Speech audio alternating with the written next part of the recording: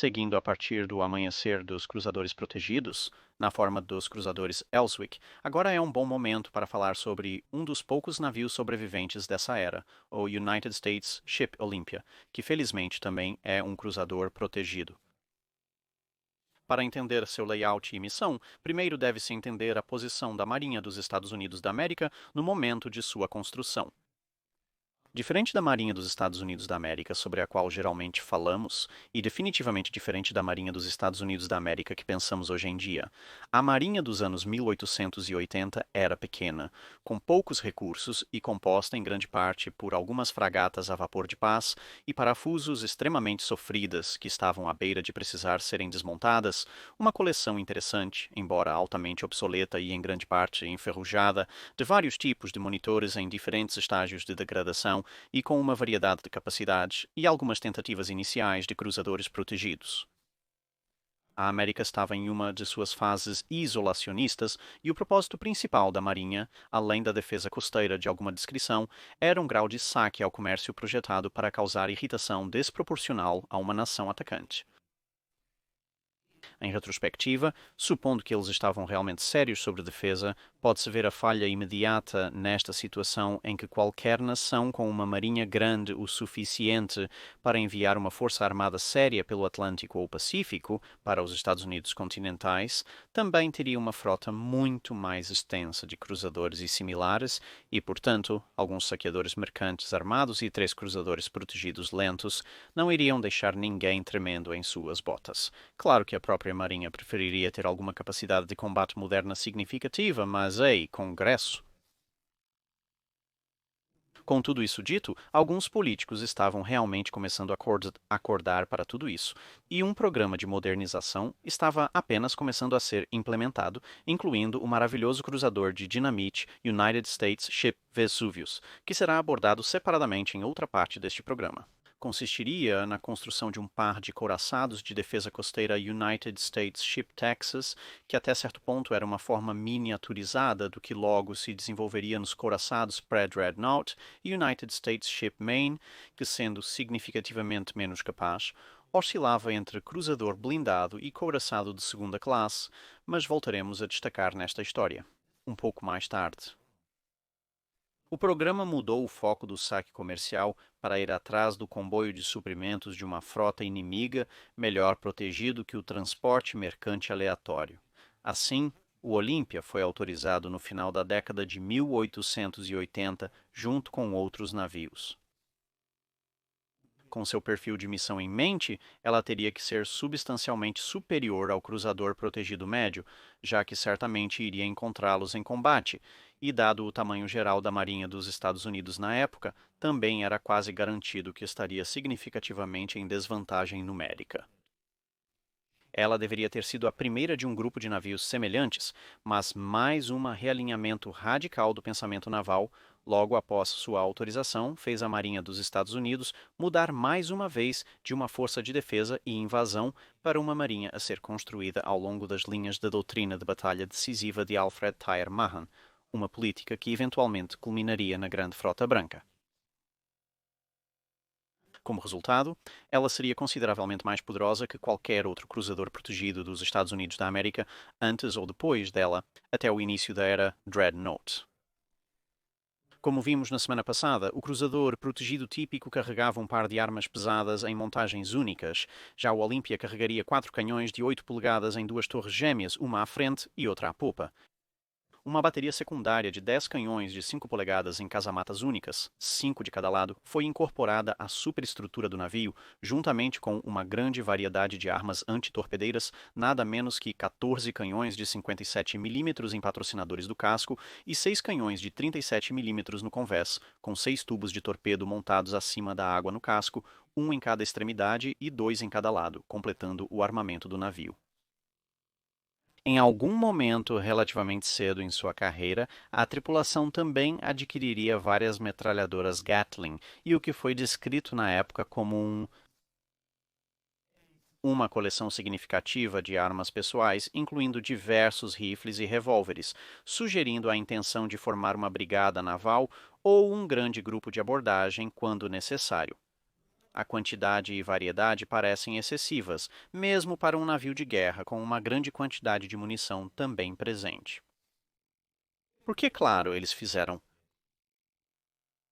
Tudo isso era protegido por um único convés blindado montado baixo com 2 polegadas de espessura na parte plana, com as inclinações aumentando para 4,75 polegadas no máximo, as torres carregando armaduras de 3,5 polegadas de espessura, com a bateria secundária, curiosamente, tendo um pouco mais de proteção com escudos de canhão de 4 polegadas de espessura. É importante notar que toda essa era a armadura de aço Harvey, que era nova na época, e foi a predecessora imediata do aço Krupp dos anos 1900. Embora não se possa comparar diretamente com os navios mais conhecidos da Primeira Guerra Mundial, a comparação com navios contemporâneos mostra que o Olympia tinha uma proteção considerável. De fato, as inclinações de sua armadura eram realmente superiores em proteção aos encouraçados blindados da classe Itália, que estavam apenas começando a entrar em serviço simplesmente pela espessura, e essa vantagem aumentou ainda mais substancialmente quando as qualidades superiores do novo aço usado foram levadas em consideração. As exigências de velocidade também eram altas, pois, apesar do poder de fogo, se estivesse em desvantagem numérica, teria que superar outros cruzadores protegidos em velocidade. Isso resultou em uma velocidade de projeto de 20 nós, com a energia de um par de motores de expansão tripla a carvão de 13.500 cavalos de potência através de 2 hélices. No evento, sua usina de energia provou ser capaz de quase um terço a mais em testes, atingindo uma velocidade máxima de pouco mais de 21,5 nós, eram superiores à média de 18 nós de velocidade da maioria dos cruzadores protegidos na época. Tudo isso a deixaria como um dos cruzadores protegidos mais poderosos do mundo, sua única desvantagem sendo seu alcance um pouco menor em comparação a alguns outros cruzadores protegidos contemporâneos rivais. As torres gêmeas e o armamento pesado em geral também lhe conferiam a aparência de um pequeno navio de guerra. Ela seria colocada em junho de 1891, lançada em novembro de 1892, estava em testes em novembro de 1893, sendo finalmente comissionada para a Marinha em fevereiro de 1895. Depois de exercícios e práticas de artilharia, o navio zarparia em julho de 1895 para se tornar o navio almirante da Esquadra Asiática, baseada na China, e passaria os anos seguintes treinando e exibindo a bandeira em portos asiáticos. Ao amanhecer de 1898, as tensões com o Império Espanhol cresciam e o navio estaria ancorado em Hong Kong esperando ordens sob a bandeira do recém-chegado Comodoro George Dewey. Após a destruição catastrófica do United States Ship Maine, em Cuba, a guerra se tornou quase inevitável, substancialmente ajudada pela imprensa na forma de William Randolph Hearst, que alimentou as tensões impiedosamente para seu próprio lucro, culpando a destruição do navio em uma mina detonada remotamente pelos espanhóis, embora hoje em dia pareça mais provável que um incêndio interno ou munição defeituosa tenha sido responsável. A guerra devidamente ocorreu em abril, e a esquadra se mudou para a China, onde recebeu ordens para tomar Manila, nas Filipinas, que então estava sob controle espanhol, e destruir quaisquer navios de guerra espanhóis presentes. As reportagens da mídia dos Estados Unidos da América aumentavam os medos sobre uma nova armada espanhola descendo na costa oeste do país, embora fosse verdade que as forças na Baía de Manila superavam a esquadra asiática. Todos eles eram pequenos e obsoletos, consistindo em 5 cruzadores desprotegidos, um dos quais estava atualmente desarmado e em reparo, 2 minúsculos cruzadores protetores que eram realmente superados por um dos canhoneiros da Esquadra dos Estados Unidos da América e 4 canhoneiros próprios, apenas um dos quais estava em condições de serviço. A esquadra dos Estados Unidos da América que chegava deixou para trás um navio de suprimentos, um collier e um cortador de receita, mesmo que este último realmente superasse em armamento vários dos navios de guerra espanhóis, e Dewey entrou no porto no Olympia, que por si só superava os 2 maiores navios espanhóis combinados, liderando 3 outros cruzadores protegidos, o Baltimore, que superava todos os combatentes espanhóis ativos restantes juntos, junto com o Raleigh e o Boston, e finalmente 2 canhoneiros, Concord e Petrel. Os espanhóis, tendo ancorado fora do alcance de seus próprios fortes e baterias de armas, disparos de alcance foram disparados às 05h15 no 1º de maio. E Dewey emitiu a ordem: você pode atirar quando estiver pronto, ansiosamente, às 05h41 para começar a batalha principal. A esquadra então começou algo como uma procissão, navegando além da linha espanhola, disparando todas as armas que podiam ser levadas a porto, depois virando e voltando, disparando todas as armas que podiam ser levadas a estibordo, depois de volta a porto, e assim por um total de 5 vezes, com cada volta os aproximando e, portanto, fechando o alcance. Semelhante a um jogo de invasores do espaço de 1890,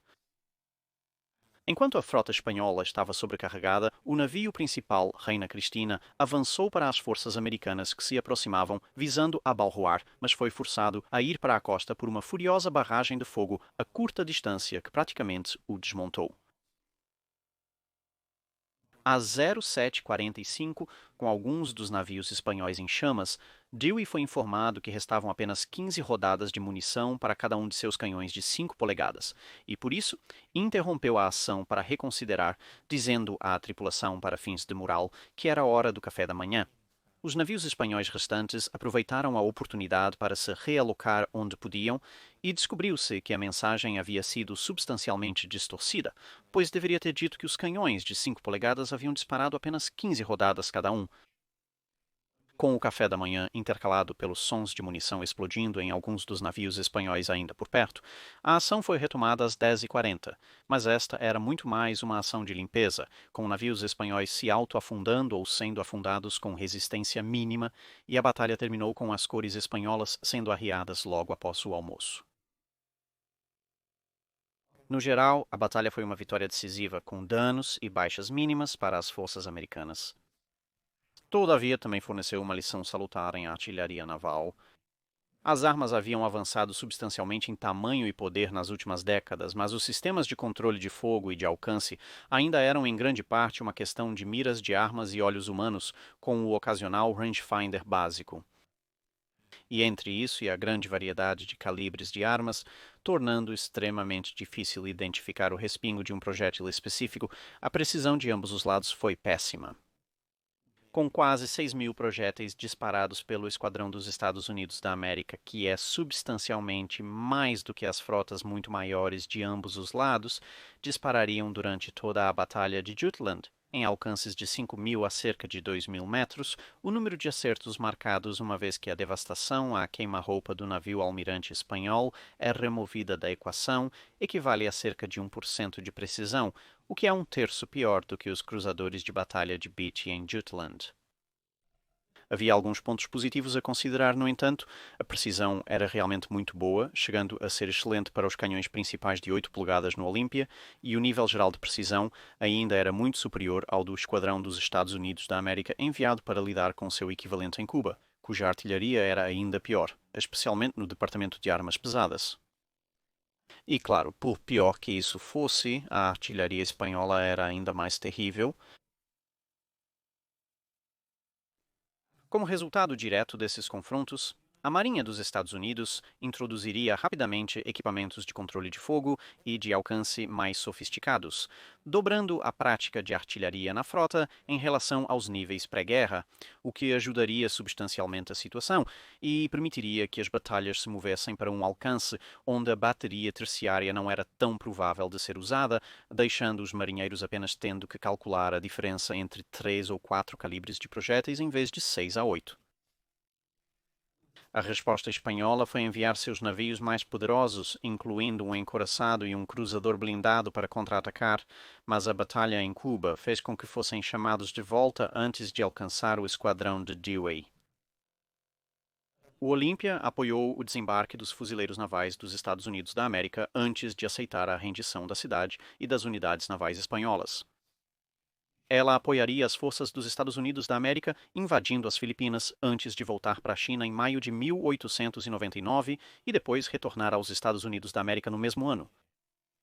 A Olympia se tornou famosa como o navio principal da primeira grande batalha naval da Marinha dos Estados Unidos da América contra uma potência estrangeira desde 1812.